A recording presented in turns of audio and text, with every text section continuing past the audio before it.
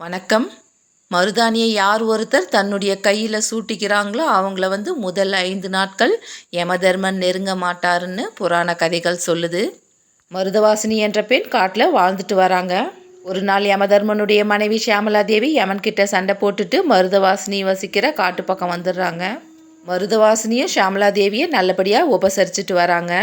ஷியாமலா தேவியினுடைய பிரிவை தாங்க முடியாத யமதர்மன் யம தூதர்களை அனுப்பிச்சு ஷியாமலா தேவியை கூட்டிகிட்டு வர சொல்கிறாரு.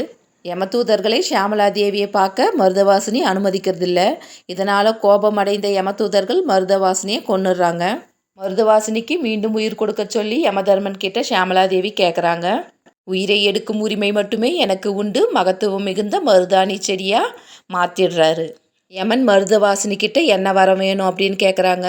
மருதாணி வச்சிருக்கிற முதல் 5 நாட்கள் இறப்பே நேரிடக்கூடாதுன்னு மருதவாசினி வரம் கேட்குறாங்க. அப்படியே ஆகட்டும் என்று வரம் கொடுக்கிறார்.